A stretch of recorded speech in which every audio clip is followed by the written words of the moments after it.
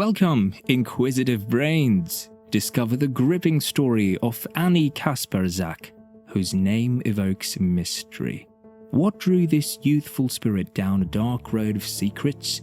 Join us in this video as we unravel the mystery of Annie's life, her unexpected death, and the important lessons it contains.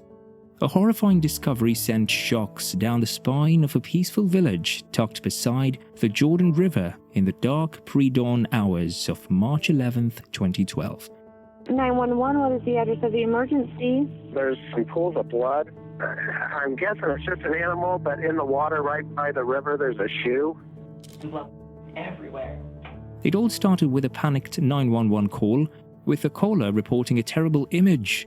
Pools of blood glittering in the early morning light and a lone red shoe abandoned along the river's edge. What appeared to be a peaceful morning quickly turned into a worrying mystery as the caller's shaky voice revealed deep fear, suspecting foul activity, while clarity remained difficult. Yeah, I would say so. I'm just below the golf course where the bridge, there's a bridge for the pathway that you can cross to go up to the golf course. There's like two big piles of blood, and there's splatter blood all over the bridge, and then right along the edge of the water there's like a red kid shoe in there.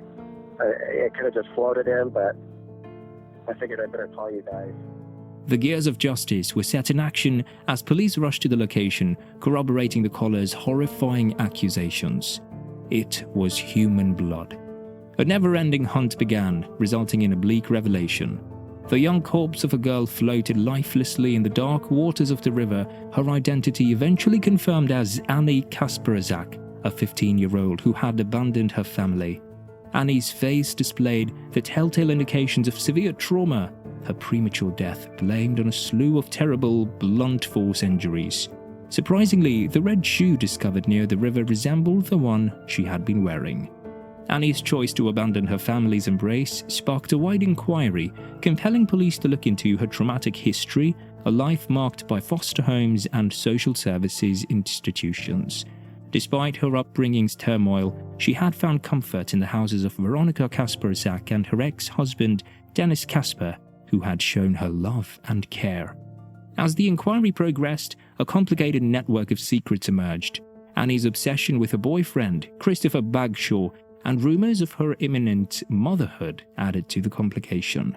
The authorities, in their never-ending chase of the truth, eventually questioned Christopher about his final encounters with Annie on the tragic night she vanished, revealing the bombshell news that Annie had weaved a pregnancy story.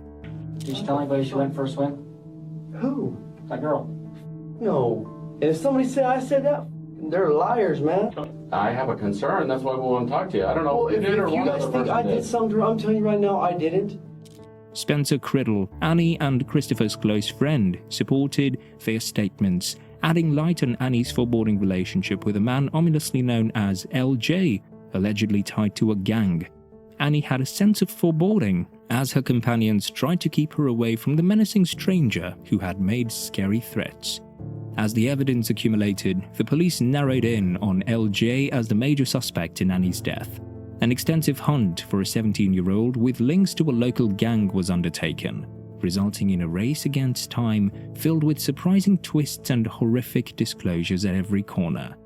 With rising pressure, the probe was on the verge of collapse. Just when it appeared that the truth would be permanently hidden, a groundbreaking phone call from Joanna Franklin, a figure accused of credit card fraud, provided a long-awaited breakthrough. Joanna stepped forward, promising vital information concerning Annie's murder in return for freedom from her illegal actions. Joanna, a critical witness in a murder inquiry, made surprising allegations about the incident and presented a new suspect, John, to the investigation. She described a terrifying episode in which she overheard LJ and a girl conversing in a restroom, emphasizing her intimate knowledge of the crime. Despite her reservations about her state of mind, her testimony was critical. Investigators obtained a search warrant for John's home, which revealed evidence of a cover-up, but DNA tests and phone records failed to link him to Annie's death. As the truth started to come out, a deadly twist emerged. Joanna had manufactured the entire scenario to exact vengeance on John, plunging the inquiry into a year of lies and lost effort.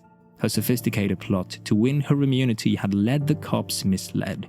When John was jailed on an unconnected kidnapping allegation, the inquiry took a new twist. Undaunted, police returned to witness information about a mystery adolescent near the crime scene, refocusing on LJ as a possibility. Annie's phone records showed a blocked number that had phoned her the night of her death, requiring an exhaustive investigation to determine its source. The case was then rocked by an unexpected revelation. Chris, Annie's acquaintance, was revealed to be the person in charge of the blocked phone. But the shocking reality was revealed: LJ did not exist. Annie had created this fictitious identity to incite Chris's envy. The grim truth was revealed in a series of interviews. Chris had done the heinous deed. He admitted to murdering Annie beside a bridge because he thought that she was pregnant with his kid. With a sad heart, he had repeatedly beaten her with a shovel until she no longer could move. Justice was finally served, although late. Chris was apprehended, prosecuted as an adult, and convicted of first-degree murder. He was sentenced to 15 to life in prison, with a chance of release in 2034. The investigation was eventually closed, but the scars of Annie's cruel murder would remain for the rest of her life, casting an ominous cloud over her family and friends. Thank you for taking the time to read Annie Kasprazak's disturbing tale with us. Let us honor her memory. Like, comment, and share to help promote her story, and subscribe to get more interesting stories. Stay tuned for more riveting stories that will leave you both informed and fascinated. We'll see you soon.